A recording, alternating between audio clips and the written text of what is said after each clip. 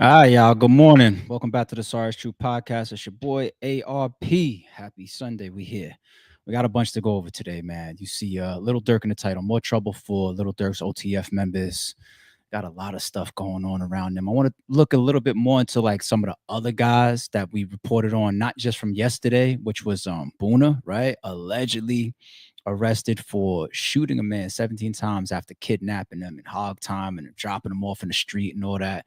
But more came out, more reports. And then we're gonna look at some other members, and we're gonna look at once again the reminder of some of the people around Little Durk.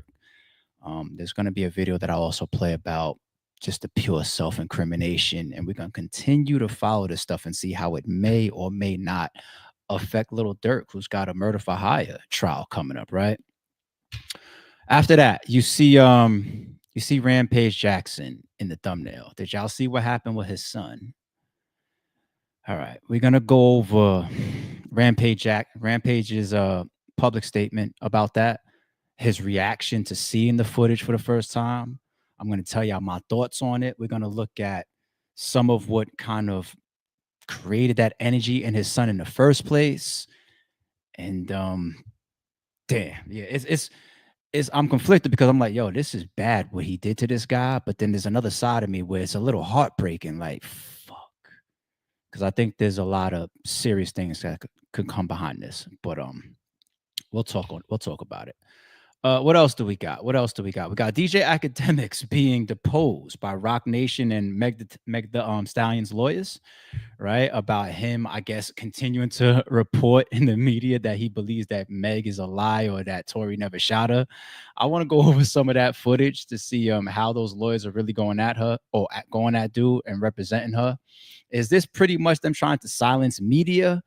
Did they really depose this man because they really feel like he has a play or has some type of, let's say, influence over even what happens next with Tory and Meg, or definitely, of course, Meg's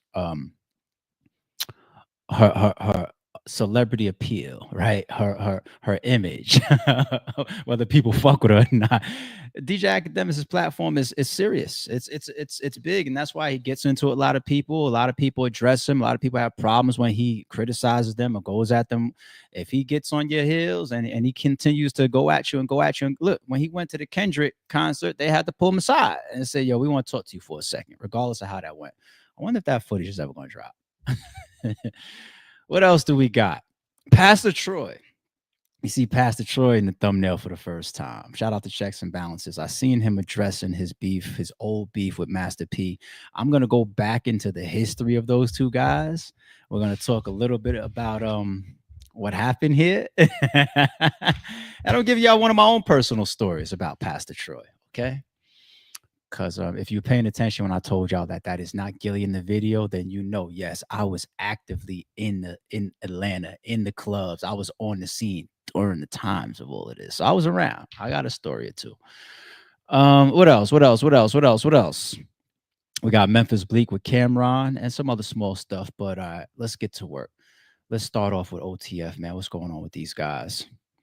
So off rip, we see OTF affiliate Booney Mo was sentenced to 7 years for possession of cocaine with intent to distribute. I didn't know that this was going on. I don't remember these reports ever crossing my desk that he was even arrested, but this says sentenced. Now, if you look through some of these comments, a lot of people are saying 7 years for what he was in possession of because it was less than 10 grams, they're saying, right? Look at this. According to court documents, Lil Durk's affiliate, OTF Booney Mo, charged with possession of cocaine with the intent to distribute. He was caught with under 10 grams of the listed substance.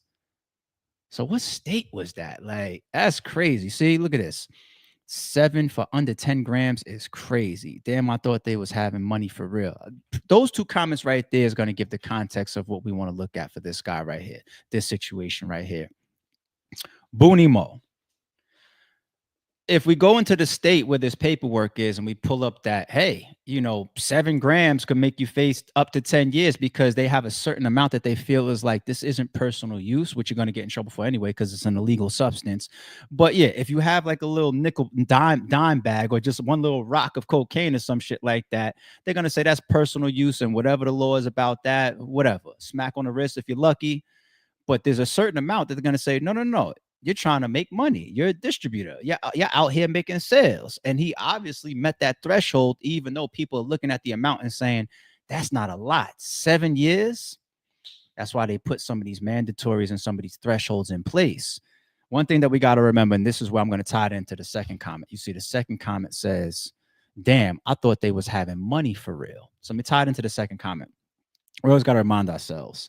And I'm not saying that I know for sure that he was a distributor. Maybe in the trial, maybe in the paperwork, it says they caught him during some sales. Maybe it's an undercover that he sold to. Maybe they got him on camera. We don't know what type of evidence there is, right? Supporting the amount that he got 7 for. But also remember this, people. Not everybody is fucking Pablo Escobar, right? You got some people that go outside with $50 on them worth, and they trying to bust a sale or two. You know what I'm saying? So don't think that just because you get caught with, 7 grams or whatever, or 7, that doesn't mean that you're not trying to sell something. But he was sentenced, this report is. So the having money thing, I don't know how much, even though Lil Durk is a very super successful artist when he was out, millions and millions of dollars. He may have been worth at least 50 million. I forget. I feel like we looked it up. Worth a lot of money, Lil Durk. And I'm pretty sure from things that we've seen, he took care of a lot of people around him. Shit, even OTF Jam, he said, Jam, get out of that jam. I give him 50, right? $50,000. OTF Jam himself got interviews saying, I came home. They asked him about the 50. He said, shit, not just that. Gave me more than that. Cribs and cars and all that. I think Lil Durk really was a guy that took care of his shooters, allegedly. Took care of his people around, took care of the goons. But I could only do but so much for a grown-ass fucking man. You know what I'm saying? When you with me, when we out of town, when you flying around with me, yeah, private flights and the bill is on me. We're going to tear them all up. The club is on me. We're going to have a good time. We're going to hit these hotels and all that. But how much do you want me to do 365 unless you are an artist as well? Unless you are like, let's say, a King Von, and you're starting to earn and bring more to the table, and you're artist and you're actually making and generating money as well. Like if you just wanted the goons from back home, you the muscle, you the security, you the shooter. And I don't even know too much about. I've never heard this guy rap before, Booney Mo. That's why this is a bigger discussion and topic about Lil Durk and the people around him. So you ask yourself, how much can he do for these guys? He could only do but so much.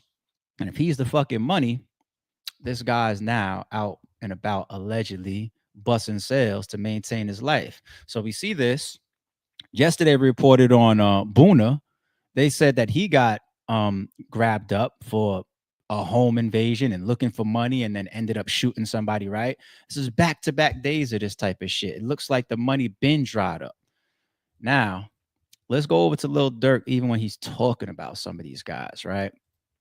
And I think even in some of his paperwork, if it's not on his paperwork, then it's just in like the Internet Detectives documentaries that's already online. Like this footage right here tied into when people are trying to place him for giving money off for or giving money around, spreading money around after somebody allegedly took care of some business.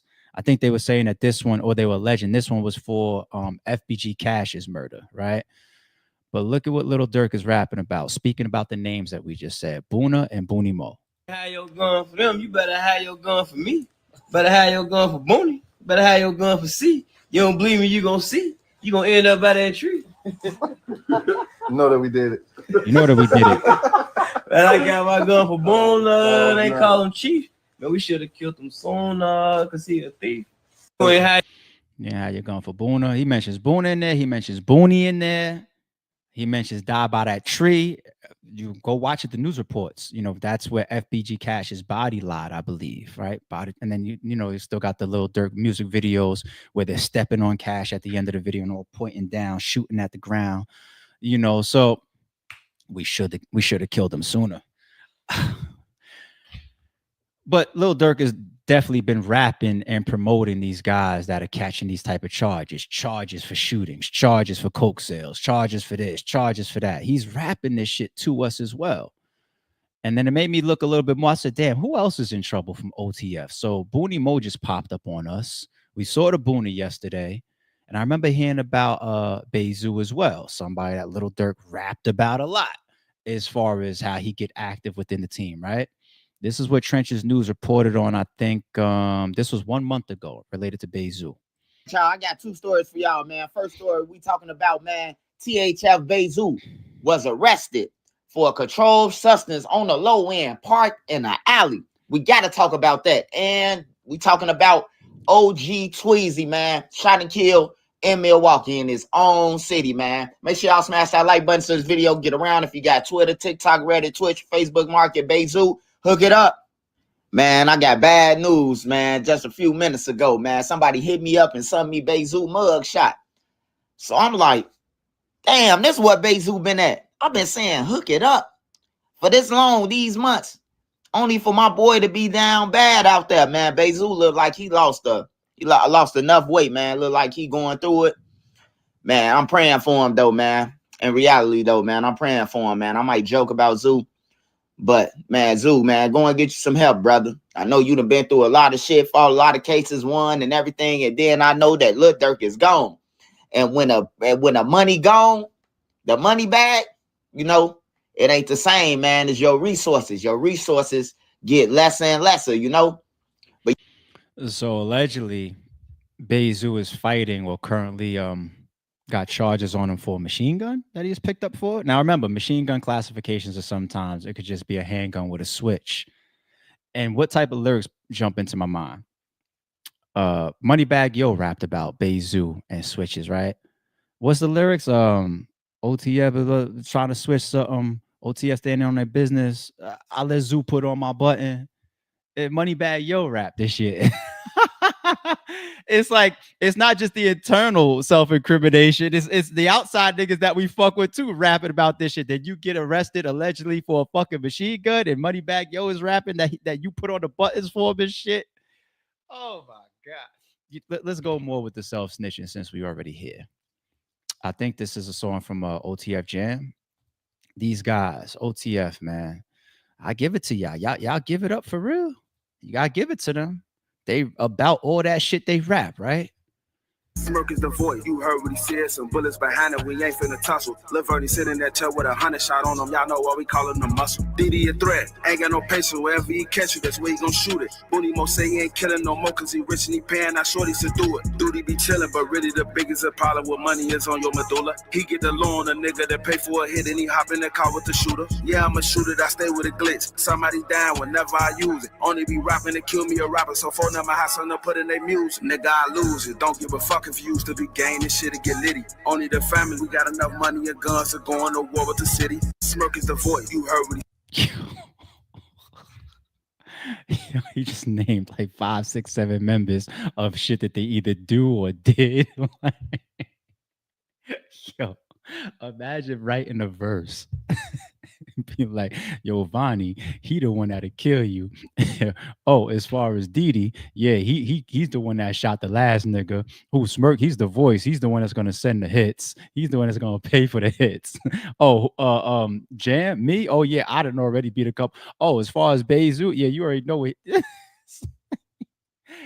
Yo, meanwhile, the detectives just sitting there watching this shit with popcorn. Thank you. Yo, don't ever rap about my name like this. That's incredible, B.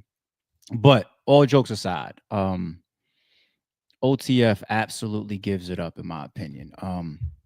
I've always felt like Lil Durk streetwise is a strong guy. You know what I'm saying? He's got a lot of alleged murderers, shooters, and street niggas around him that he came up with, and then he becomes the money, he becomes the face, he becomes the voice of it. You know what I'm saying? Even the King Vons of the world, like he brought King Von to the forefront. How many bodies did King Von have before we met him? Lil Durk is, you know, remember this footage as well with Durk and Game. And I remember hearing Game speak about it one time, and he was very reserved. Like, you know who you're dealing with here.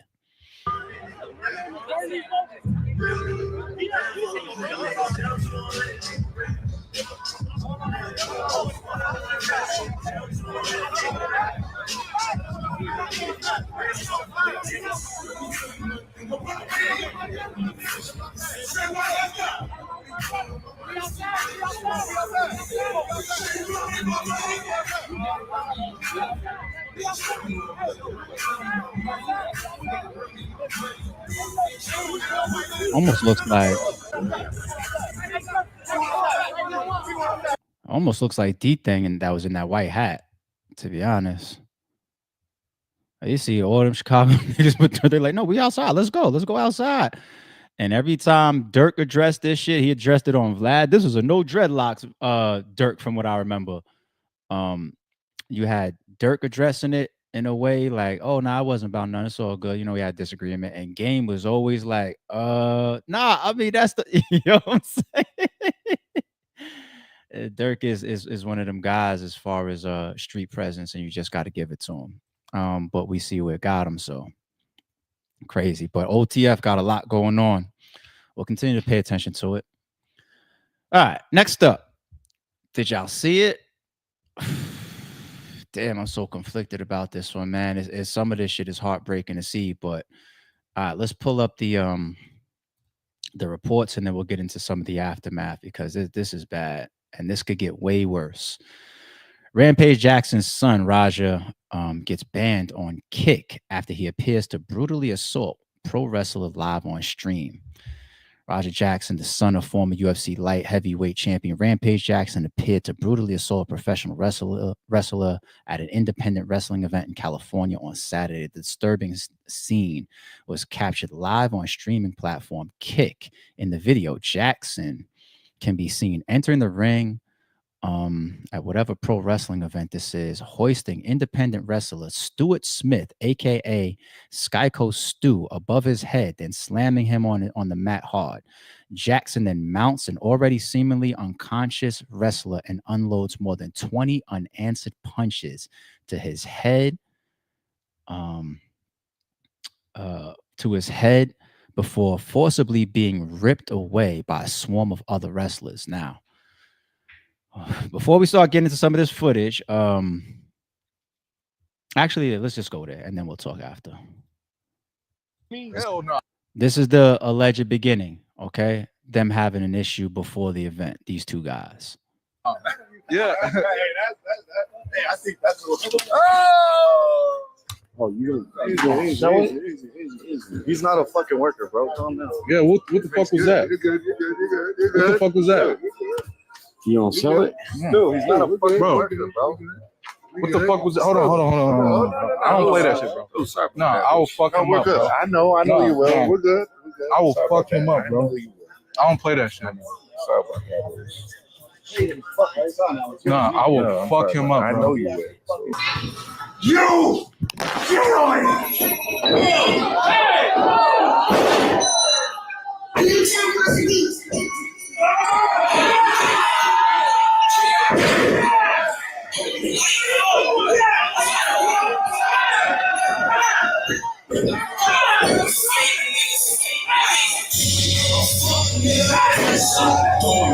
What, you don't know me? All right, let's go piece by piece. Let's go back to this beginning piece, all right? Take my time and play it one more time, and this time I'll narrate a little bit. Hell no. Yeah. So whatever standoff they're having, of course, there could be a bunch of context and backstory that we don't have yet, but this is obviously some type of standoff, some type of tension, reaches down for the beer can or the can of soda, whatever it is. The way he puts his first hand on Rampage's son's head is kind of like the fake wrestling stuff. You know how they like put the hand on top of the body and then they punch the back of their own hand and shit. So it looks like he's semi in wrestler mode right there. But as far as the can hitting dude head, the can hits him. He really hits him over the head with the can for real.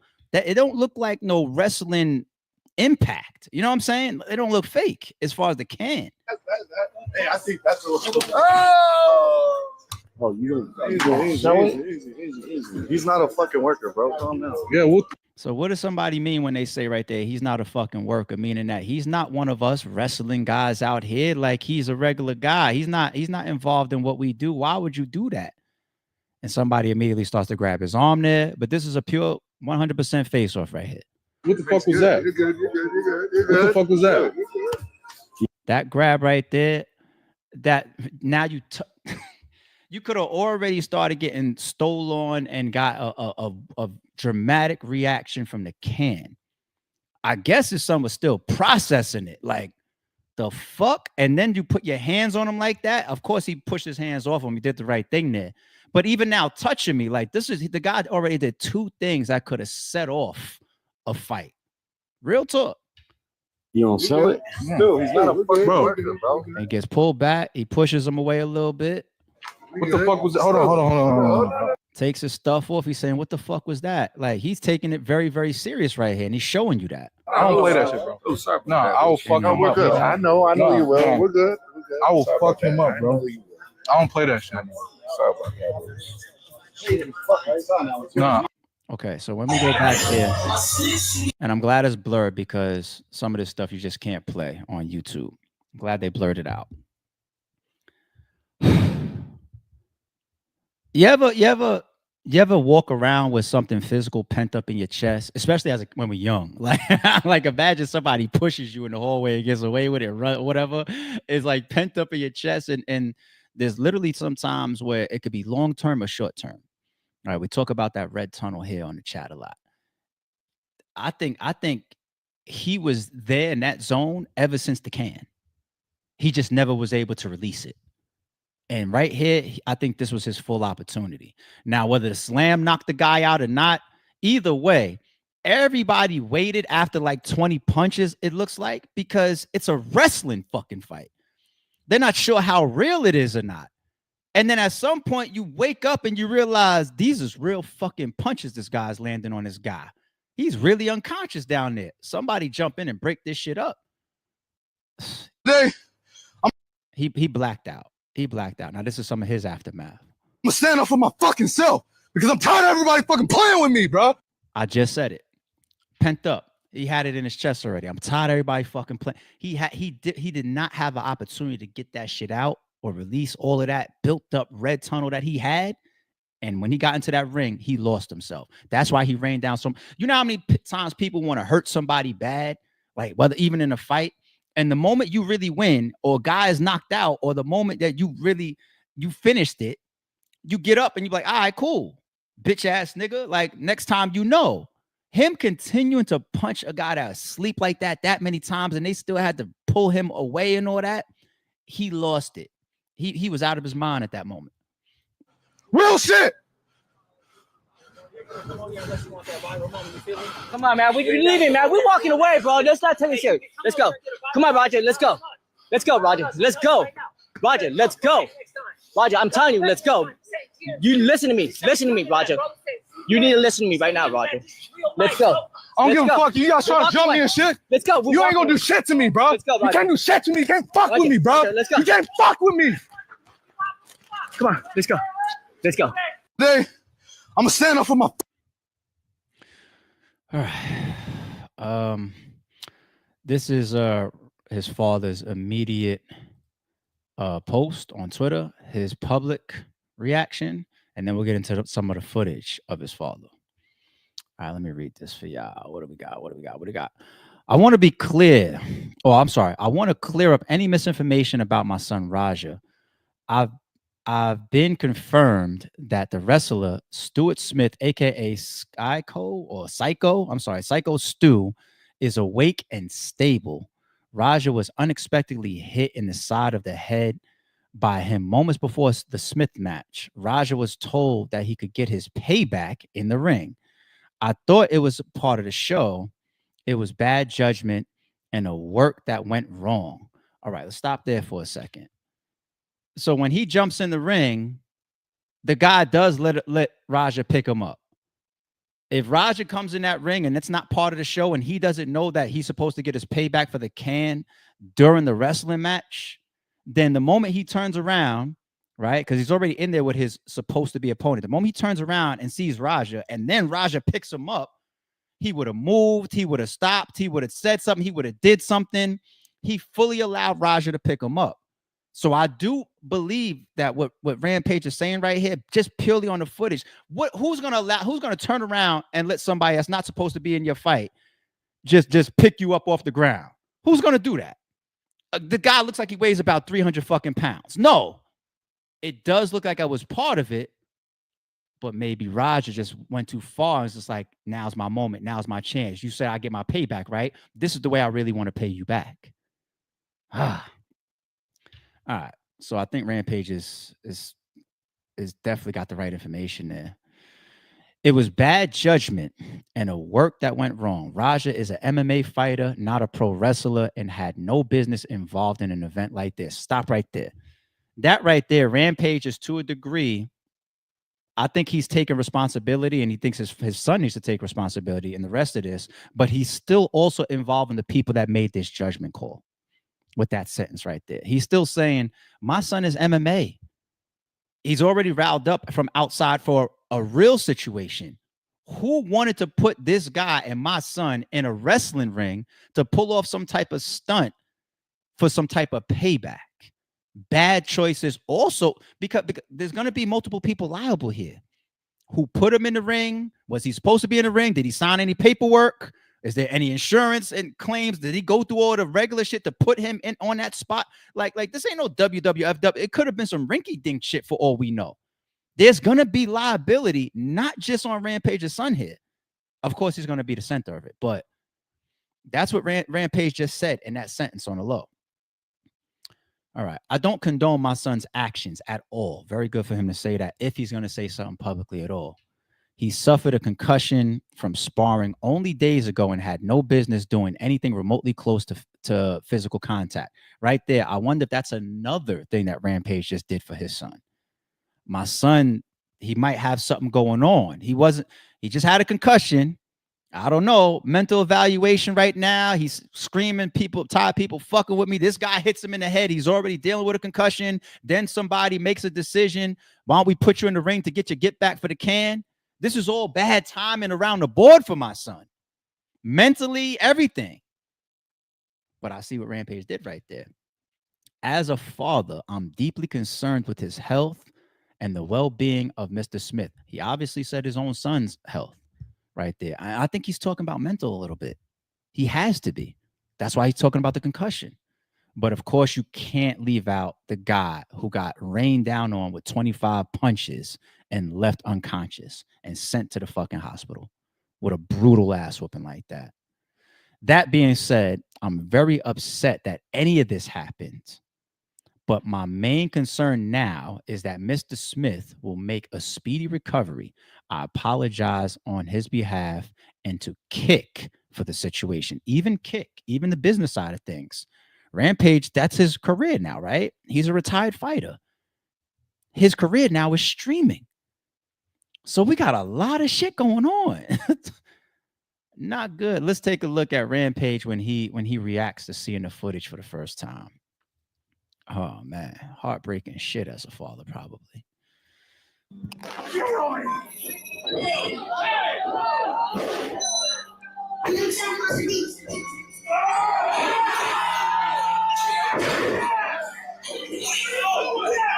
Oh man, look at his reaction.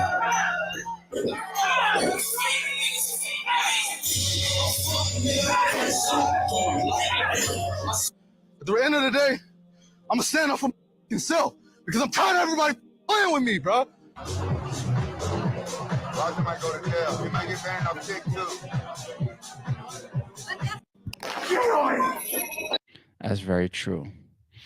That is very, very, very, very true. The thing about, I'm fucking heartbroken for the kid. But anyway, the thing about that is assault. Everybody remember that viral video? It was a post-boxing fight. And the fight was over. They take their gloves off. Their hands are still wrapped, but they take their gloves off and they announce the winner. And then the loser, he turns and he hooks off crazy on the winner of the fight. Right? And everybody, the announcers and everybody is screaming as, you know, all the ruckus kicks up in the ring. Everybody's screaming like, that's assault. He should be arrested here on the spot for what it's one thing that we have an agreed upon sanctioned boxing match. Fights over, gloves are off. You turn and steal on me. That is assault. This wrestling match is going on. Let's say the higher ups involved in this wrestling match sanction all agreed, yo, we're gonna put this kid in the ring. It's Rampage's son, so we could benefit off of that, right? But this is also his get back for what happened outside. This is our way of smoothing it over. Maybe we think that this is a good idea to do because maybe a fight is really going to happen behind this, and this is our way of stopping a fight. Let's do it in a form of entertainment, right? All these agreements that happen, cool. But the moment he starts punching this man in the face for real, it's assault. It really is assault. And I pray this wouldn't be the case, right? I pray this wouldn't be the case. And I don't ever want to deflect from the man that was rained down on like that. You guys, we got to send prayers and hope that he's okay as well, right? But do you understand that some prosecutors with footage like that would actually seek attempted murder? I shit you not. I shit you not. How many times this is like one of my things on this channel, right? I always go after y'all as parents. You notice that? I always tug on the parents. You know what I'm saying? I always go after that. Watch this. Chat. Your son is 18 years old. Your son is yeah, I'll just use 18. Your son is 21. Your son is 21. Why not? 21. A 25-year-old sneaks up behind your son, slams him on the floor, mounts him, and punches him in the face while he's unconscious with all of his might 20 to 25 times, to the point where a bunch of people got to tear this person off of your son. And you got to watch that video as a parent. Wouldn't you think that this person is literally trying to kill my son with his hands? Because it's not the boom, boom, boom, he's out. Yeah, you bitch ass nigga. All right, yeah, next time you won't. It's they had to tear him off of him, and he already got in like 25 punches. There's prosecutors that absolutely would go for start at the top, attempted murder. Now, whether that comes down or not, but absolutely. So jail is on the table. If you're the guy that suffered this beating like this, it's not always about pressing charges too. Sometimes just the state picks things up, right? You don't know how he's gonna. By the time he comes to and he's active and he's doing well, you don't know how he feels. He might feel like, fuck y'all. I don't give a fuck about y'all freedom. Nothing. I'm pressing charges. It could go civil. It could go criminal. This is bad for this young man. It's even if he doesn't face super duper shit civilly or criminally, his career would also be done. He's going to be banned from everything. He's banned from Kick. Streaming is over. Your father is out here doing a great job streaming. You're not going to be on stream with him no more. You want your father, or Kick will fuck around and ban your father, because Kick just can't show that to all of their followers that's paying them and their sponsors that's paying them money, that the same person that did this to this guy, we're promoting him by allowing him to be on our platform and just stream out, hanging out with women and at the bar and whatnot, like the type of shit that him and his father do. Kick can't have him on the stream no more. They can't. If he goes to other platforms, I don't know.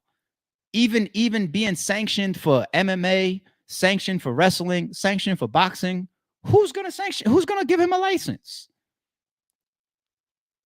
He's gonna have some time to live this down, a long time to live this down. And I bet you the route that his father goes in is mental health. I bet you, because that's kind of some of the pieces that we read in that public statement. It's bad all the way around, G. It's bad, and it's fucked up too, because the dynamic of Rampage and his son is so dope.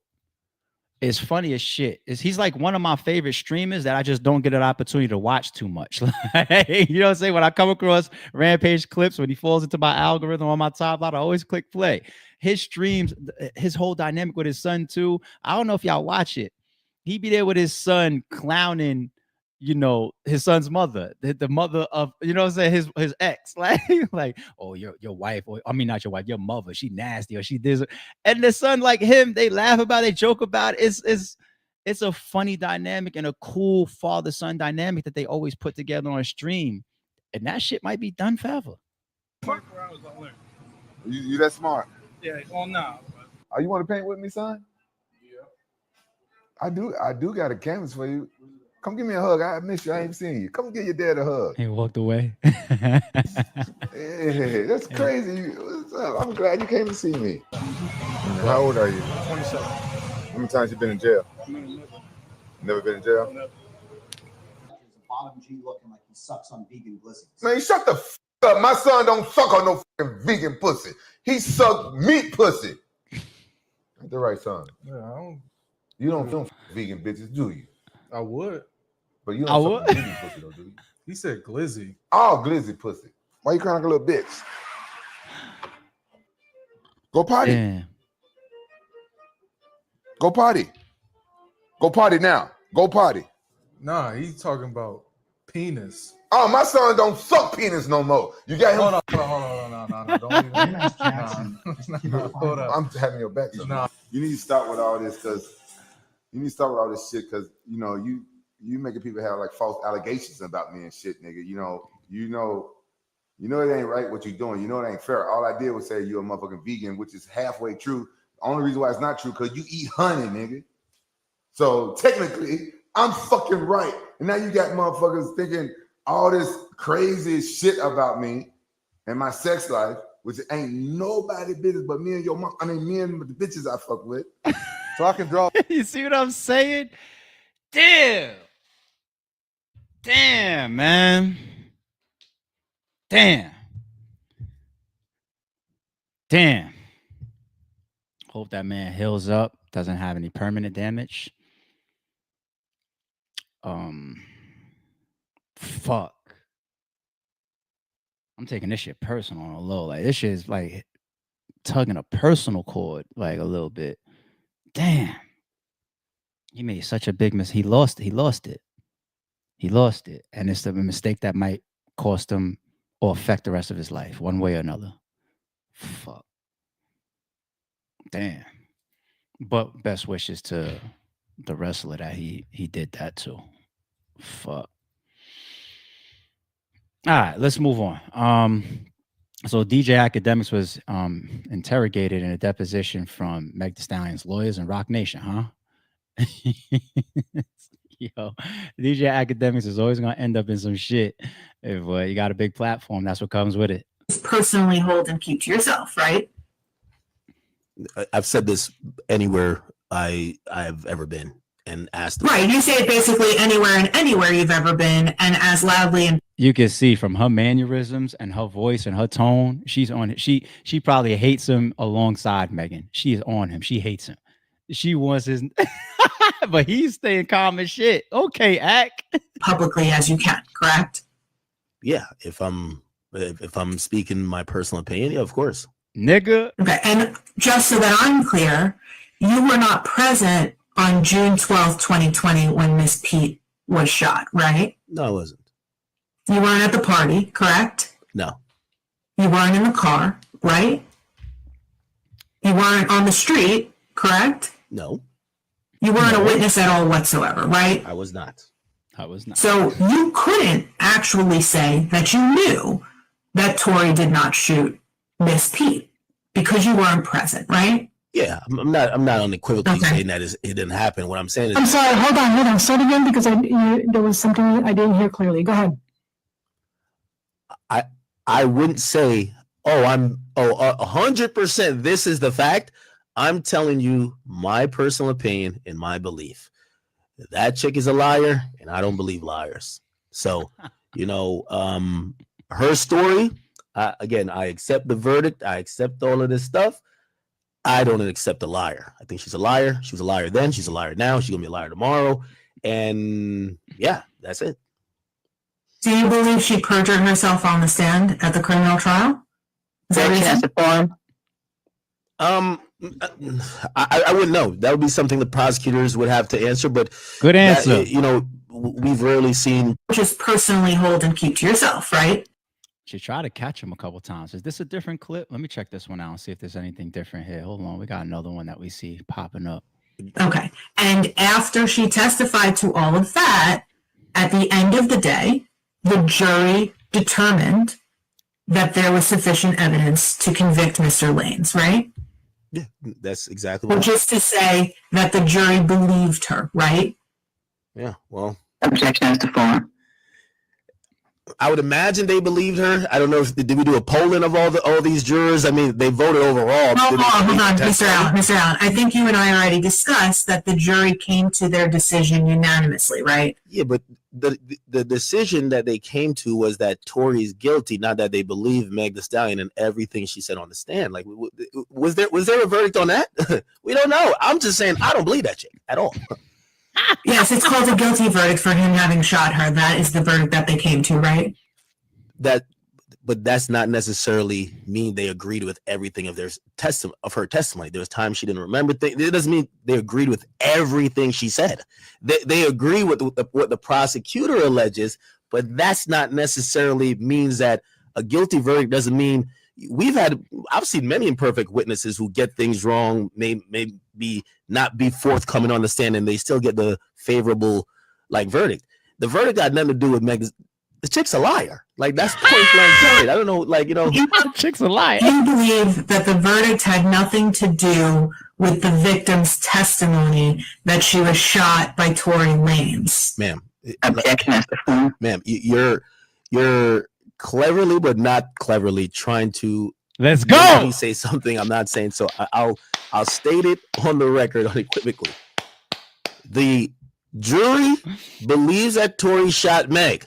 The jury, from what I know, did not issue any statement, vote, or any opinion that they believed everything Meg said. Is one of the things Meg said that Tory shot her? Yes. So they believe that. However, the reason why I don't believe Meg in totality is that once I've deemed you as a liar, listen, they say don't throw away the baby with the bathwater. I kind of throw everything you got to say. I don't want to hear nothing. Don't tell me the sky's blue. I got to go check for myself. You're a liar. So that's my perspective. So if Meg told me today, hey, listen, it's raining outside, I'd be like, give me a second, and I would go outside and go look, and I'd be like, you're right. That's just my opinion. Okay. And after she testified to Yo, did he really do her like that, B?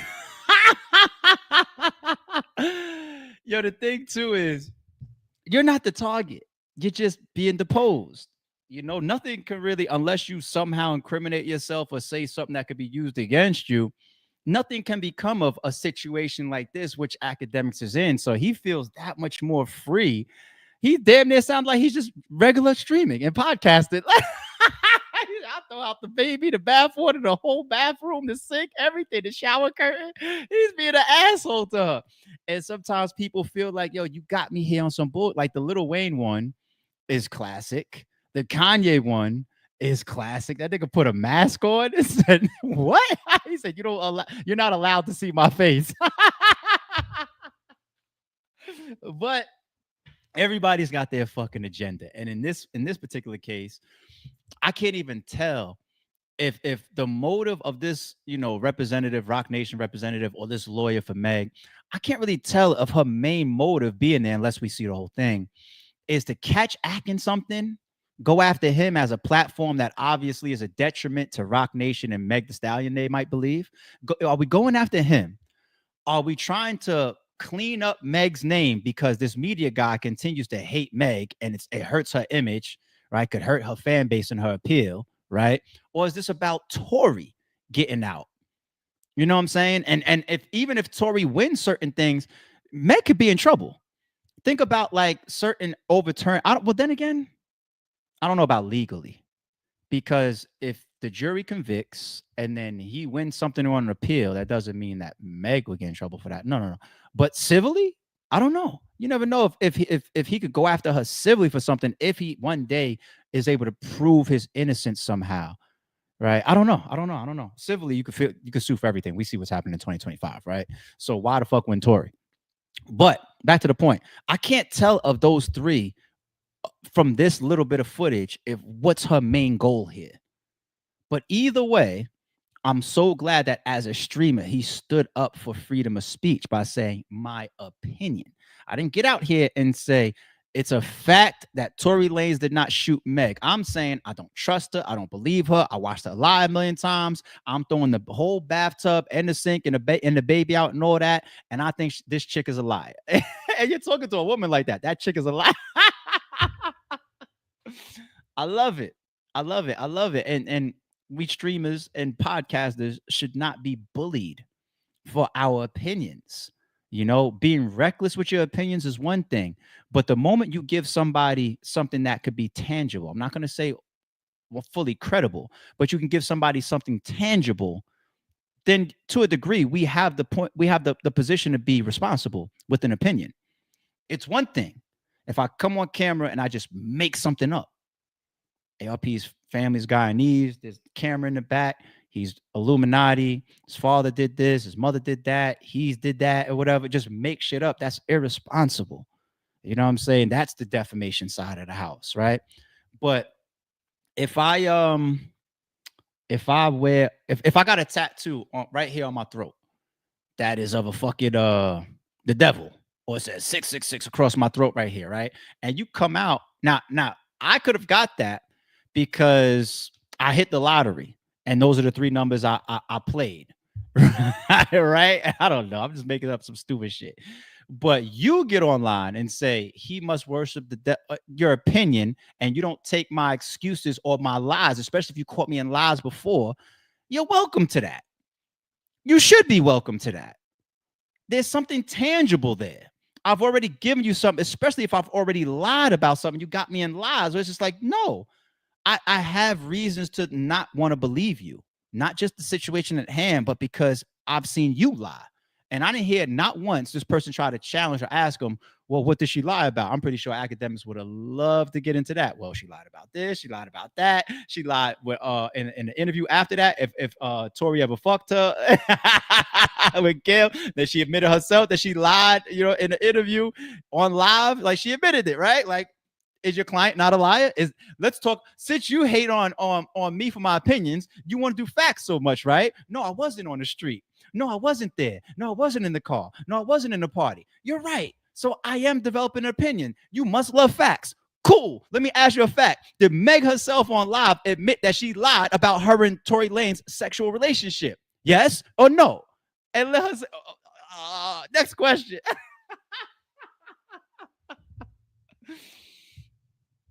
That's another thing, people. If you ever end up in a deposition, I've been there. It's if you're clever, if you're smart, if you're sharp, or if you also are banking on just a whole bunch of facts and truth on your side,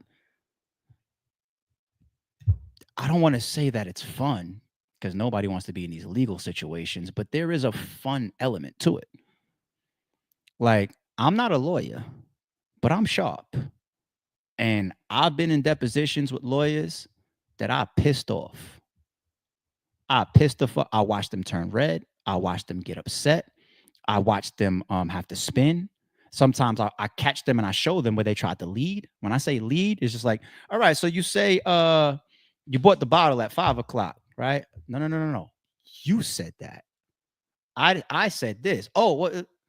And then you have a whole angle. I remember I had a question one time in a deposition, and a lawyer asked me a question about why I did something or why my company did something, right? And then they said, well, we believe you did this because of this. And I said, well, you already said over here you couldn't tell from this. And then I asked a question. You're not even really supposed to be able to ask questions back. But if you give me the opportunity to, I'm gonna be clever enough to get it in. And I said, could I ask you a question? They said, sure, go ahead. And I said, if you said over here this, and this is also the fact about how this social media thing runs, right? How did you come to this conclusion over here? And this is, I swear on everything I love, this is exactly what he did. He took a sip of his water, he went like this, he went, let's move on. I swear on everything. And in my mind, I was like, I was just like, just saying. So you might get what you're looking for, depending on who you got sitting there. I know there's a lot of people that don't really like Akademiks because he gets away with a lot of fuck shit, right? He does. But I've been telling y'all he's smart. I've been telling y'all for a long time he's smart. All right. I got Pastor Troy in the thumbnail. My Georgia hip hop history, my Southern hip hop history as well. Let me take a look at this. This was him answering about why he went after Master P or some of the Master P or No Limit and Pastor Troy beef back in the day. Let's see what he had to say. How did you get to a point where you did not respect Master P? Man, you know what?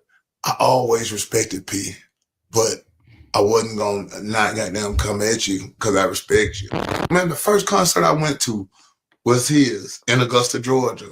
And when I saw him on stage with D, I just said, I can do this shit. My boys from Augusta, they are the ones that put the bread up to bring him down there.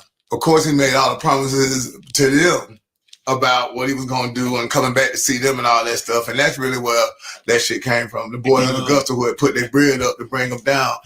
Shit, 100,000 in 98, 99, you know what I mean, 97, 98. He ended up throwing up Augusta, saying in Augusta records, a couple records and stuff like that, but he didn't really get back in contact with them boys, how they said they was going to do. How did you? That might be a changing story, Pastor. It might be. Let's take a look at this piece. So he said 100 was put up with them boys from Augusta, and he ain't really get with them. They gave him 100. Let me see if that's 100% consistent here. DSDB, of course, they had a conversation with P. P said he was gonna fuck with him, and didn't. Yeah. That's when they brought the shit to me, man. Man, fuck P. He ain't got them fuck with us like he said he was gonna do that. Paid him like 100 grand. Oh wow. So I guess them niggas was in their feeling, but I'm just a nigga trying to get on with the rap shit. They like, man, we gonna put the phone call and shit. I'm like, man, I don't care. I'm just trying to drop. I was like, man, I'm Pastor Troy, but we gonna rep DSGB. DSGB, of course they had.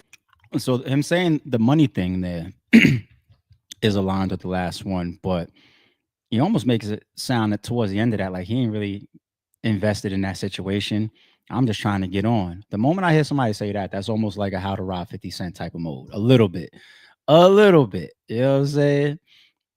Let me hear Master P talking about, you know, when shit almost went up. Shit almost went real bad for Pastor Troy and Pastor Troy's peoples.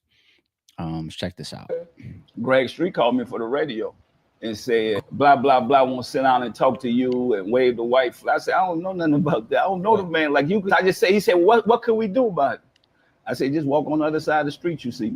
I'm not looking for you or nothing. That ain't me. Why? I'm a man of God, but just like two mountains may not meet, but two men will. But you got to know what you're doing. And C went to a concert he had.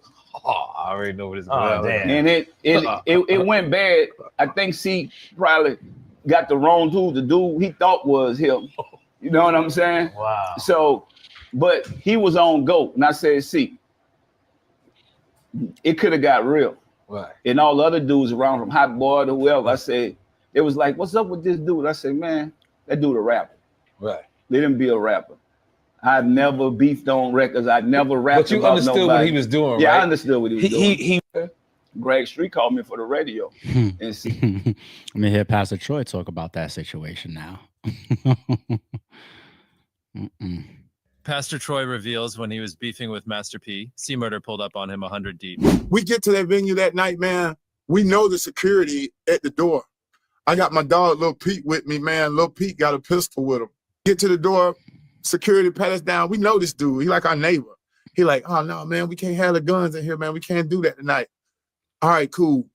Take the gun back to the car. We like, hey, yo, man, don't let nobody else in here with no guns either. Oh, ain't nobody coming through my door with no gun. Hell no. All right, cool. So we upstairs. It's finally about showtime. Everybody in the building. When they go to the stage, the congregation is performing first. I'm just kind of on stage, chilling, shaking hands and stuff like that. And in the middle of their set, I just see the crowd just start getting kind of antsy and everything, man. I'm turned one way.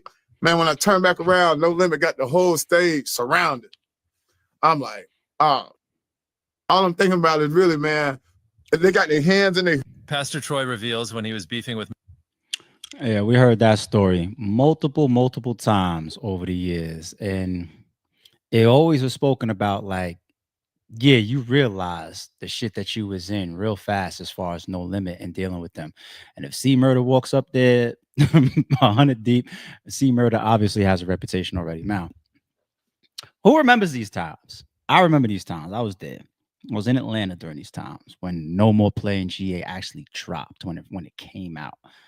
Oh yeah, there's one other inconsistency that I see. So on the album, right? The We Ready, I Declare War. The opening track, not No More Playing GA, which comes on second, right? The opening track, right, which is the It's Too Late Now, We Ready. Isn't he saying at the end of the song, because he's talking about all the little No Limit artists that keep coming out frequently? Isn't he saying the words, I'm not jealous of all these little motherfuckers, I'm jealous of you. You eating up all the cake. Doesn't he say that with his own words? Right? A young, aggressive, I don't give a fuck, half 50 Cent mode, half just DSGB young guy, Pastor Troy. He said out of his own mouth, I'm jealous of you. Right? He said that. So P is not in the wrong in any of their beef, any of it, but it's definitely a Southern hip hop history thing. Now, when I came down to Georgia, some of y'all heard me say on the stream before, I went to college in Georgia, right? So here I am in the AUC. You know, anybody know what the AUC is? AUC is Clark Atlanta, Morris Brown, Morehouse, Spelman, and there's even another one in the middle of that as well. It's like a specialty type of like little college or school, whatever, called ITC. Yeah, ITC, right? It's one of the reasons why I was turned out when I went on a black college tour in the South, and I was just like, yo, this is incredible. The people, the women. Oh, I didn't mean to say that on stream. The people, the vibe, the Southern hospitality. But the AUC, and then of course you still got Georgia State and Georgia Tech over there in a cut, 10-15 minute drive away or whatever. But Spelman, Morehouse, Morris Brown, Clark, and ITC, they're all in walking range of each other. They're all on top of each other. Like you could just cut through a yard in ITC or hit the strip where Stiegel's restaurant used to be. I don't even know if I should call it a restaurant, but where Stiegel's used to be out there. And these strips will connect from Spelman and Morehouse through. You'll walk past the Clark football field and you bend the corner and you're at Morris Brown, right? Standing right in front of the towers. You know what I'm saying? It's a lot. And the whole area is turned up. Every car that drives, every box Chevy that drops by, because that's what it was. It wasn't the Mercedes and the luxury cars and BMWs like you see in the South and the Georgia and all that today. No, it was all the box Chevys, the Chryslers. The sound systems cost more than the cars back then. I shit you not. The candy paint, the big 20+ rims. The TVs was always big. The TVs in the headrest, the TVs in the steering wheel. Couple people had TVs in their rims. Every car that passes playing Pastor Troy or DSGB. One because he mentioned like Lil Pete, that's like a DSGB member. It's playing Pastor Troy. When No More Playing GA dropped, you couldn't hear a car drive by without playing that. The Georgia pride of that song.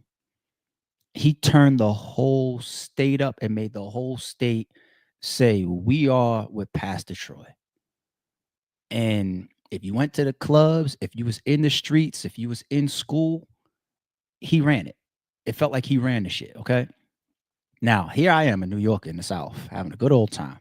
There's a lot of New Yorkers down here, too. It's New Yorkers everywhere. This was kind of like the early days of when Northerners started to migrate to the South. I was there for school, but there was also a lot of Northerners migrating to the South to live, like pure residents, right? So in the South, in Atlanta, homecoming time is it's heaven. You got the Freakniks and all that type of shit, but homecoming, especially for a college student, the colleges, they bring in all the marching bands and all that, of course, but they bring in a lot of artists to perform, big artists to perform at their homecomings. And my college, for my freshman year homecoming, booked Pastor Troy. Right. So it's me and my man A, and they performed on the field. They set up a big stage on a football field. So we pop out, of course, going to Pastor Troy's concert. I'm hype. He's got the whole city and the whole state on lock. I'm a fan of him at this point. I'm like telling my boys back home, like, yo, Pastor Troy might be one of my favorite rappers when you talk about Southern hip hop. Fuck that. He's that nigga. And he's up on stage and he's going through all his hit songs at the time and the street cuts at the time. He does No More Playing GA, me, my man, the whole crowd, everybody turns up.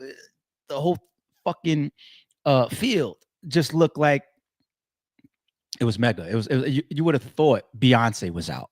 That's how big Troy was at that time, right? You would have thought it was a Beyonce show. And then he screams at his DJ, hey, whatever, cut the beat. And cut the beat. You know, this young ARP. I'll be like, let's go, Troy. Let's get them niggas set. I'm out there. And he said, hey, make some noise if you from Atlanta. Make some noise if you from Georgia. Cut all my DSGBs and DSDG Georgia, down south Georgia girls in the building. Make some noise. Now I'm in New York. I'm all right. It's cool. You got everybody turned up still. And this motherfucker goes on a whole speech, Kanye mode, dissing New York. Yo, he go, let me tell y'all motherfuckers something. All these bitch ass New Yorkers. Oh, what's that? What's that? Jersey and all that shit up there? All them bitch ass niggas try to come down here, take over. This DHGB. We don't give a fuck about no more trying to migrate, come down here like this. This shit. This Joe, he got the helmet and the belt. He's turning the whole place up. Fuck these New York and the Jersey, whatever they call that shit. And bitch ass niggas try to come down here. We gonna send y'all ass back up north, back to fuck home where y'all from, where y'all belong. Yeah, this shit is Georgia, ATL, ho. It drops another song. I'm just like, I'm just sitting there. He broke my heart. No bullshit. He had this shit so turned. Can't rep New York in that moment. I can't. I'll die. I would have lost my life. I'm looking around and the whole place is turned up. And me and my man Aaron is looking at each other like, yo, we proud New Yorkers down here too. You know how people carry that New York pride. We feel like we the shit everywhere. We feel like we advanced. Like, oh, New York here, New York in the building. Like, you know what I'm saying? You look around, the whole stadium is like in fuck the North mode, fuck New York mode. It's like, we just gonna tuck our tail, be quiet, mind our business. This is not the time to be like, yo, man. I'll never forget that energy, man, that Pastor Troy brought to Atlanta and brought to the South. He's a legend in Atlanta to this day. He's almost at every fucking home Atlanta game, and they always put him like in like the section where the Georgia Bulldogs, not Bulldog, but Hawks section is, where diehards are, and they're always gonna play his song. He's always gonna be there, amping up the crowd. He still gets the respect and the treatment because he really, really put on for his area to the point where he tried to run us off. And I was down here showing love. It is what it is. And shout out to Troy, man. I had the opportunity of going to the Bounce too. They said that he owned the Bounce or co-owned the Bounce. Remember going to the Bounce, jacuzzis and tubs everywhere. Or the strippers is in tubs and shit, dancing in the water splash. It's heaven. It's heaven. It's a lot of heavenly places in the South. No more beef over somebody getting their shoes stepped on. Where I'm from, they really down here dancing and having a good time. And look at these heaven. Look at these heaven. All right, let me leave this alone before I say some stupid shit on stream. All right, let's go over to Memphis Bleek and Cam. Cam over here instigating, huh? Cam over here instigating some drama. Beans, I seen y'all two kind of been having something back and forth online. Have y'all smoked lately? Nah, man, I haven't spoke to Single yet. He ain't hit my line yet. I speak to Free, right? The Gunners, Crack. Right. All of them, they're my guys. What is the problem with you and C? Y'all niggas made some dope ass music, all three of y'all. What have happened? No clue, my G. He said, I see one interview and he was like, did Jay write your rhymes? Yeah, then the nigga asked him, did he ever see it? And he was like, nah. And that's what had me confused, because it's like, bro, we was in baseline all together. If the nigga wrote me a verse, you never saw it? Like, he teleported the verse to me? Like, I want to know, like, we wrote a lot of records together, my G, and it's like, you don't know if Hov wrote a verse for me. Right. Insane. I hope y'all squash it, man. Y'all niggas. Yeah, it's nothing. Like, bro, I'm past that rap drama, rap beef, especially with a nigga that I call my bro. Right. It's something he dealing with that he got to get over with. Last I saw him, everything was cool until I saw the Art of Dialogue video. Bring up Beans. I see. Yeah, I don't know, man. I don't know. So the whole Jay writing for Bleek thing, it came out, but it didn't come out in a way where people would really, really, I don't know, I guess, tag it on Bleek's jacket forever. This was an article from like 2014. Yeah, look at this. July 2014. Okay, so I went back and found it. I do remember this. And hold on, what's wrong? My shit ain't scrolling. There we go. What Bleek explains is he's talking about the coming of age song. Remember, you got Coming of Age Part 1 that's on Reasonable Doubt, right? And he's saying that that's the songs where Bleek and Jay is on together. And he's saying that he was like 14, 15 years old at the time. So Jay wrote the whole thing because he wanted it done his way. All right. Bleek reminisced on First Day he rhymed for Jay and how he, not long after the rapper handed him a piece of paper to memorize some lyrics. Those rhymes on a sheet of paper would later serve as his first feature on Jay-Z's song Coming of Age. Okay. So he says it. He says he wrote it. He had it already written. I was all Jay's plan, said Bleek. Remember, come on, I was 14, 15 years old. You think them was my vision? So at his age, at that time, that coming of age initially.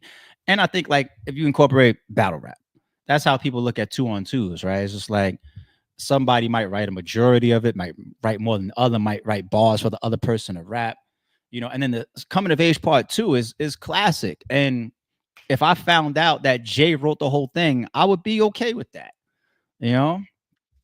I mean, look at this nigga Jay try to take my shine. I didn't say this verbally, just had some shit on my mind. Plus, I'm puffing more than an ounce of what I used to puff. Like, I be thinking, shit, I'm the one that moved this stuff. Why you drive around town in brand new coupes and stuff? I swear to God, if I had me hating this goat, spoke jiggle, what up? I done came up, put my life on it. It's such a classic song. I'm cool if Jay wrote the whole shit. Oh God, don't let him control you. Your gun is my gun. Your clip is my clip. Nigga, your fun is my fun. Your bitch is my bitch. Any nigga try to harm Jay, I'm feeling for you. I ain't only touching you. I'm killing your crew. Give it a minute. You'll be sitting on $1 million or $2 million. What?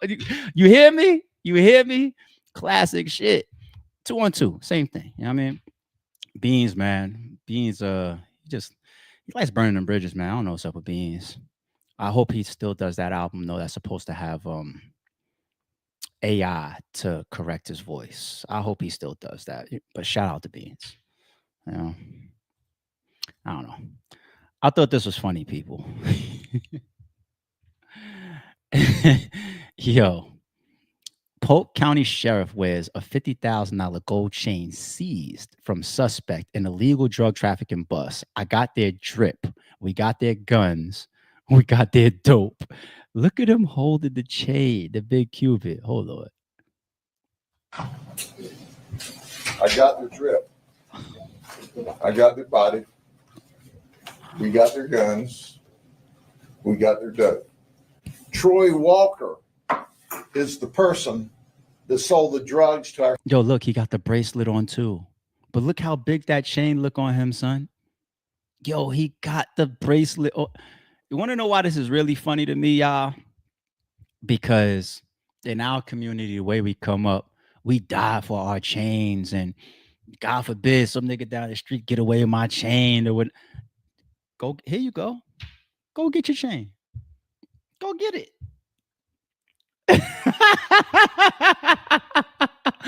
I I bet you don't move a muscle for this particular snatching, right? I bet you don't don't say a peep, nothing. You gonna ask for it back. If I get out on bond, I get my chain back. But all these other niggas, you would shoot 30 times over your chain. This nigga got on fucking camera during a press conference and says, I got your drip. I want to see you keep the same energy, man. Oh, man. Last but not least, I want to bring this up. I wanted to share this because when I saw this, I said, wait, what the hell is going on here? Usher signed this artist, and it's obviously why. All right. Let me find this guy's name. JD McCrae or McCrary? JD McCrary or Jadon, he's being called. All right, they say Usher's new artist Jadon might be the next R&B star. People, R&B heads of the channel, R&B lovers of the podcast, listen to this young nigga's voice when he starts hitting some fucking notes. Oh my God. Through thick and thin, time and again, you raise the bar, what it means to be a woman. Lover and friend, I'm confident. You're my beginning, my middle, my end. Yeah, I'll give you good direction under my protection. We've been through the lessons. I'll be damned if you wanna test it. Straight now that we love, but we held each other down. Wanna wake up to you in the morning for the rest of my life. I sleep at night, 'cause you're by my side. You're my lullaby. I close my eyes to your lullaby. This boy is back.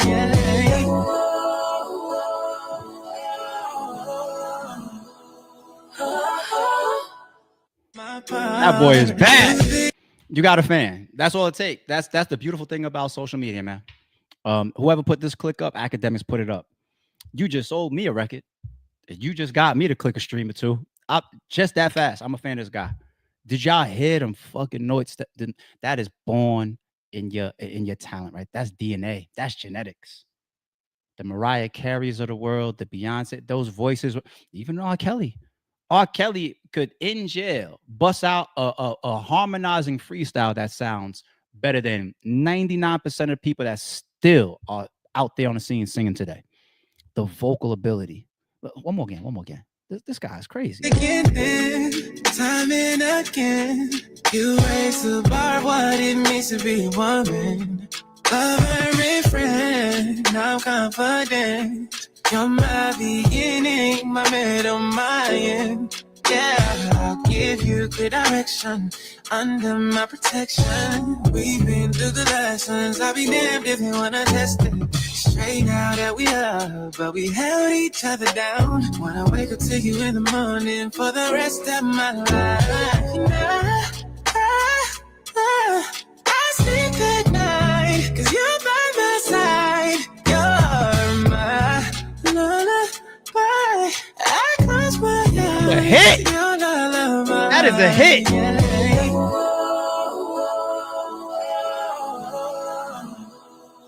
That is a hit. Yo, not only is his talent through the roof, but that right there, what is that song? I gotta find that song. I'm gonna find it after the stream. That song sounds like a fucking hit, B. You tried it, you better listen. Right here, dance floor, right here, B. I'll fuck one of y'all up. Come two-step with me. All right. Hurt one of y'all. Yeah, nah, he's dope. Looks like Jadon. Is that love making music? 100%. Absolutely. Absolutely it is. Absolutely. I'm so glad Melly didn't say, is that fucking music? Is that sex music? She went grown and sexy on that track right there. She said that's love making music. Is this him? McCreary? I saw a hashtag Jadon. Somebody said reminds me of Kim Wayans. I don't know. As soon as the stream cuts off, I'm about to go pull him up. I know, Melly. I got you. I see you. All right. Before I get into the see a couple supers over there. So I told y'all yesterday, or the day before. I say, yeah, Sunday or Saturday, I got something going on. And I'll show y'all. I'll tell y'all on the stream. I found the new worst tattoo spot. Okay. So I spent almost all day yesterday in the tattoo parlor again, getting the back done now. Okay. You might be able to, I'm under the plastic still, but you might be able to see some of it. You see it? Y'all see some of it? Oh my God. So back here, the part that you can see the most, right? So where it says blessed, but I use it's like the font is almost like a it's almost like a not spider webby, but it's not clear until you like really focus in, and that's what I was going for. So it says the word blessed. Above it, underneath my hat, is 2 wings leading up, and then there's a symbol family at the top of the wings, right? Or a family symbol, yeah. But I got one more session I might do, which is I'm never doing the top. Like I'm not doing that. But what the last session I might do is the side designs that I got like 3 months ago, bleeding some like background, like not clouds, but like abstract into what I got done yesterday to kind of bring both pieces together from the sides to the back. So, and that right there, I think is only like 45 minutes, if 30 minutes, if that. But yesterday, so I got there at like 11:30. I think we resized it and changed the stencil for about 45 minutes. I'll say an hour. So it's like 12:30. Getting the stencil on took about 20 plus minutes. I'll say 1 o'clock now. Okay. I'll say like 1 o'clock because getting it, lined up as best as you can. And, it's an area it's curving your head and shit. So getting the stencil on and getting it fit right, took a second, which is expected. So let's say I got under the needle about like 1 o'clock. I feel like I left there about 6:30-ish, right? About 6:30. So when I incorporate, if I say about 6.5 hours and then the breaks in between, I'll just say total, maybe 5 hours of sitting underneath that. I have my ink on my legs. I have both of my arms pretty much, especially like my upper arms. They're covered. My shoulders is all done. My traps. I got tats on my neck, the side of my neck, the back of my neck already had, bottom of the back of my neck. My whole chest is done. You know what I'm saying? I got tats on my stomach. I got across my back. I obviously from 3 months ago had the size of my head. It's right here along the side of my face. And up until yesterday, I always said the worst place is my stomach. And I had no heads up about my stomach. I went in there, I sat down, we put the stencil, and that was like over 10, 15 years ago, some shit like that. But get ready to go for the stomach. And when he started, I was just like, this is an inferno. This is the worst thing ever, and it's too late. But luckily, what's on my stomach ain't 5 hours. It's probably like 2 hours, maybe 2.5, right? This hit on the back of my head. So when the guy asked me 3 months ago, when I went in to get the sides done and this part over here done, when he asked me if I wanted to use numbing cream because he didn't have any head tattoos. He said he heard that the head is the worst pain zone. And then I did that stream. I told you, I said, nah, I let it go. I ain't fuck with it. No numbing cream for me. I did my homework on it. People have seizures behind it. People pass out behind it. It leaves burns on your skin. I said, I'm cool. I thank you for the warning, but I'm just going to go through with it. So we did the sides and everything. And, I was cool. You know what I'm saying? We did all this. You know what I'm saying? I was cool. You know what I'm saying? Healed up nicely. I was cool. Right. And I walked away saying, shit, if that's what y'all think is the worst pain zone, I'll do that all day long. I can't wait to get to and finish the back now. You know what I'm saying?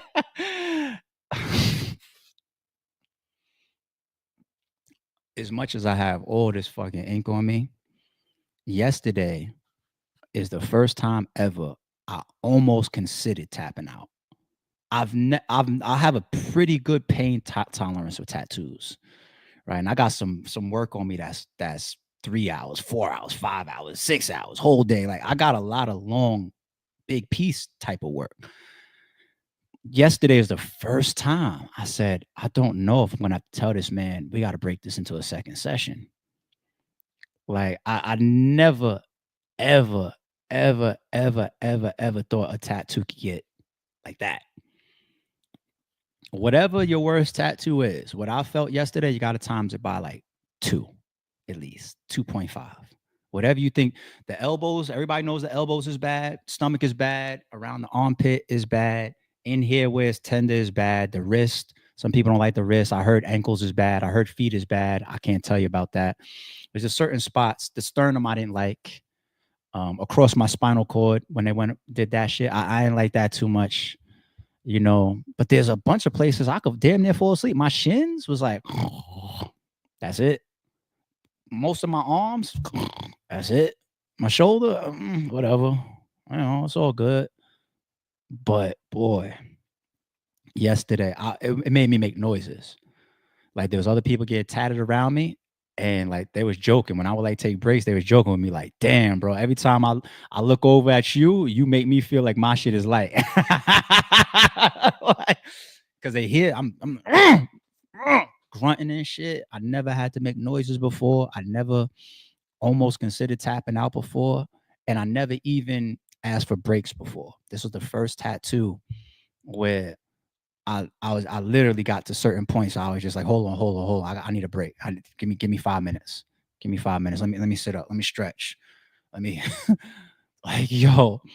And I was able to mentally tell myself, you know, I was like feeling the sections of it. Like, okay, that's 25% done. That's the other 25%. And now he's on this side. He's done the letters. Now he's coming up to the wings. And I was just like, yo. Now, the letters across the bottom that come into the neck a little bit, the lower neck, that was the worst part of it. The lower where the spine is, or I don't know. It's just down here. This area. A lot of that it was bad. It was bad.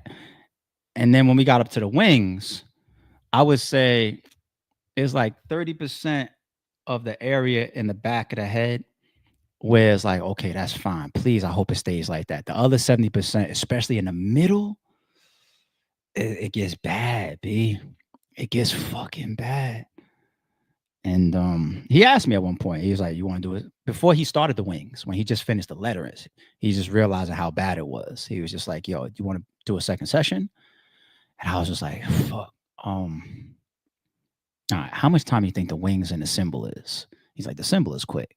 He's like, the wings, about an hour, 10 minutes each one.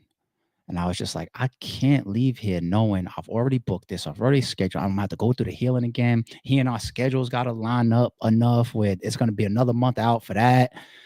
I was just like, for 2 hours, 20 minutes, another 2 hours. Like, if I could just get through these 2 hour long videos, that's it. It's done. Like, and that was the mental thing that I did to finish the second half of it. And luckily, the wings wasn't as bad as the letters in the lower area. But boy, when they say the head is the worst pain tattoo, they're not talking about the sides. They're not talking about the sides. Not over here. There's some areas that's going to annoy. No tattoo feels good. All tattoos hurt, period. Right? But they ain't talking about this because that is fine. Certain areas around the temple, okay, it woke me up.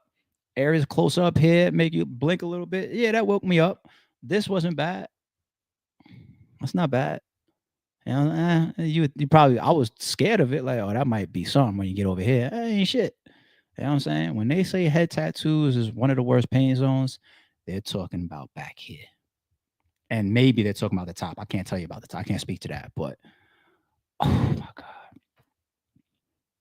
When if you got a lot of tattoos like me, you know there's the process based on how they go about it. You know when they wipe a certain way, you know that they're done. You know what I'm saying? Like there's times where they clearing off some of the ink during while they're wiping and a little break. You know what I'm saying? But I was just like, yo, we got to be about 2 hours and 20 minutes in. And I know the other side is done. And based on how much he's been over here in the areas that I felt, he's got to almost be done. And then he didn't even say nothing. No warning. I just felt like the cold napkin come over and the wipe. And then he kept wiping. Then he started wiping the bottom. I was just like, oh, he's done. I sat up and it looked like other people in the room wanted to cheer. They're looking at me like, boy, you look like you was dying. I don't know how you still laid there fucking without moving. I grunt every once in a while, but I don't know how I stayed still. I don't know how, son. So 3 months ago when I told y'all about my tattoo experience for the side, I said, yeah, y'all, go ahead, go. If y'all want it up there, it's not a bad, it's all good. It's manageable. Be careful about what you're going to get in the back. Not all tattoos are created the same. That's another thing. You can have a tattoo that covers the same amount of area, but based on the amount of detail, is it a bunch of shading? How much lining is done? You know, it's just not all tattoos are created the same. Sometimes even shading is bad because it could be the type of shading and blending that requires him to really dig into the shit, you know, and then fade it out. So not all tattoos are created equal, even if they are the same in how much space they take up. So be prepared. If you ever put ink in the back of your head, this whole back shit from back here, you know what I'm saying? Oh shit, this is my first time seeing it on camera. Oh shit. Like I said, and it's very blurry on camera too, because it was bubbled up this morning. It's under the plastic, and I took a needle and I, you know, put like little holes in the bubbles and took a napkin and all this ink and like, I don't want to sound nasty, but it's like leaked out or it's starting to bleed out of it. And that's natural. You know what I'm saying? So it's real blurry underneath the plastic right now, until I could wait a couple of days, take this plastic off, wash it, wipe away all the excess ink, and you know, some of the scabbing is done or whatever. It won't be clear. Nowhere near clear right now, but damn, that shit come down lower than I thought. My first time really seeing it. Okay.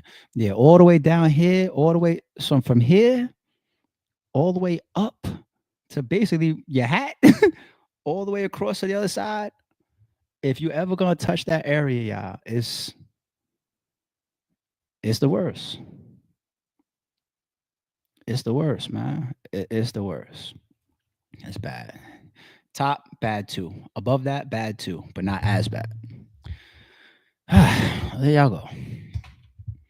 If you want to do something stupid like I did yesterday, there goes your warning. All right. What do we got here at 9:18? What time we started? I think 9:15. I think we started 9:15. Yeah. So at 9:18, we had Jay come in and says, how do you decide which hat you are going to wear? I never do, because I always wear the same t-shirt. There's no matching that I ever have to do. You know what I'm saying? Like I might change based on the t-shirt or whatever.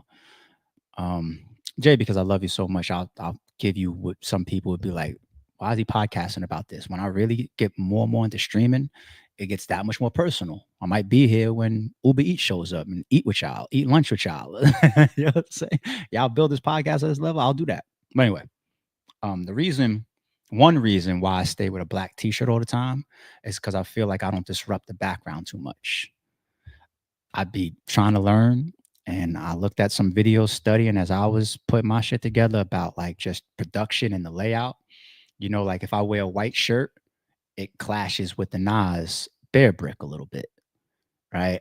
I pay attention to stuff like that, and I try to do good production. Yeah, I try to get better. Every I want to keep getting better. But anyway, that's why I wear the black t-shirt. One reason.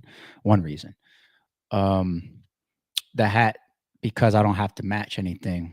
It's random. The only time I think about it is if I feel like there's a topic that is regional. You know what I'm saying? Like, I don't know I haven't really done it. Like, I don't interview people and then wear their hat. Like, I'm not wearing a St. Louis hat when I'm interviewing Hitman. but I'm wearing a St. Louis hat when I'm trolling and I'm fucking dissing Averb, right? So that was intentional, the St. Louis hat, obviously. But I do feel a little corny sometimes if it's like, all right, I'm interviewing Easy the Block Captain. Where's my PA hat? I feel a little lame about that. Like, so I pay attention to that.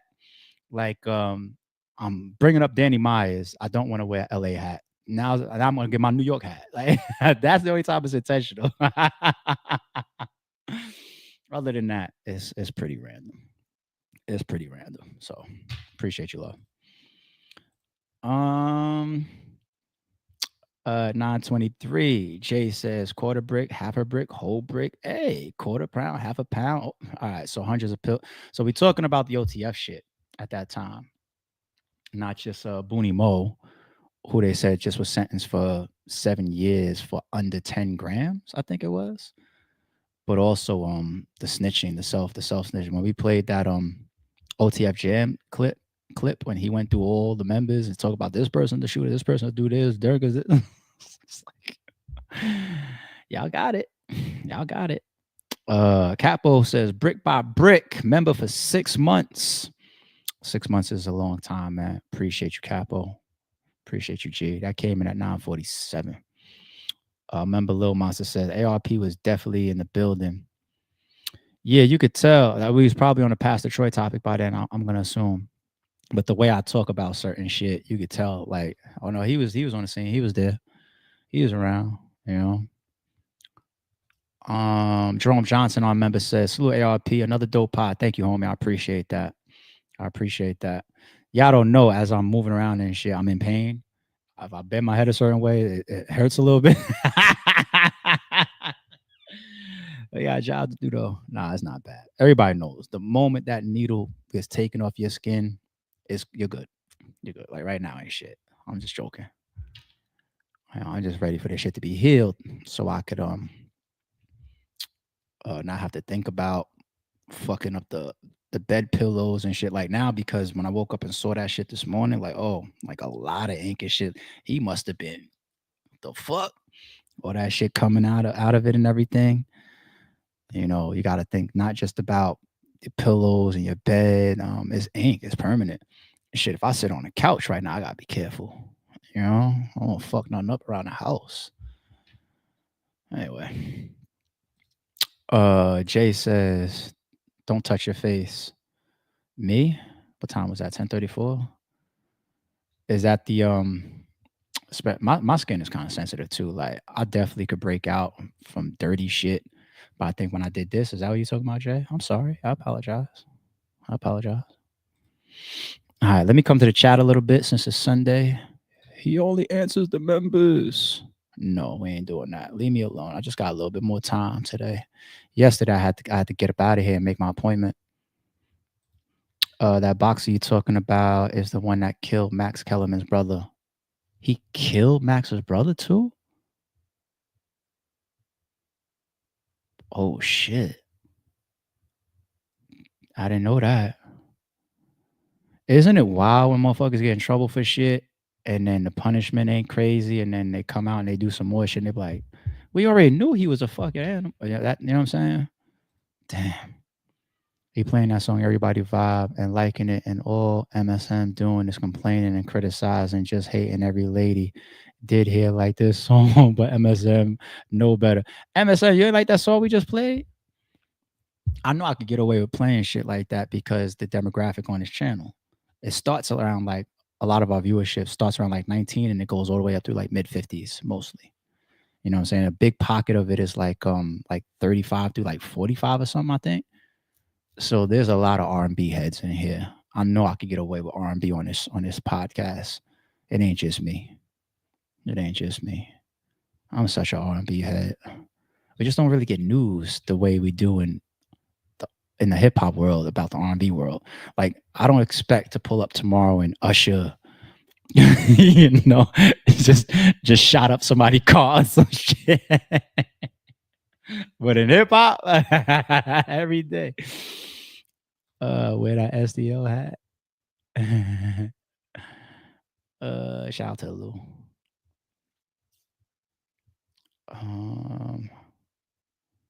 I see y'all. See y'all in the chat. Thank you, Melly. If that was for me, thank you. What else we got? When I was younger, maybe. All my rock star years are definitely behind. I still party though. I don't go out too often, but definitely when I'm on vacation, I look to have a great time. And me and the fellas will go tear some shit up every once in a while. But there's so much other shit we all into, man. It's not easy for us to all just like, it's club night. That was when we was in our 20s and shit. You know what I'm saying? We was able to do that shit. Blink of an eye. I'll be tired now too, B. I'll be tired. When I went and saw Weapons the other night, the show was 7:30. I was scared. I was like, damn, I ain't take a nap today. Am I gonna fall asleep in this theater? And I ate while I was there. I ate at I went to a nice theater. It was a dine-in theater. It literally had salmon. So I ordered salmon with the mashed potatoes, and I ordered a mixed drink. And it was like 7:45 when I first. I was just like, yo, if I fall asleep during this fucking movie, it don't mean the movie is whack. What's going on in here, Mish? Is people in our chat fighting for no reason? I hope not. What's good, Cal? Good to see you as always. Top of the morning, G. Top of the morning. Where we at? We're only 9:35, man. We able to hang out for a good 10, 15, 20 minutes, and we didn't even cross hour 45. That's pretty good. What is this? When you gonna party with me, Diddy voice? Oh. Well, you did party. No, I mean, like, all right, hold on. What if a man says that to a woman? Is that gangster shit? Yo, where you go party with me? And she like, remember we was at that club that time? And we was dancing, it was fun. And he looks at you and said, nah, I mean like really, really party. Like, he's like, oh shit. Definitely just crossed the friend zone.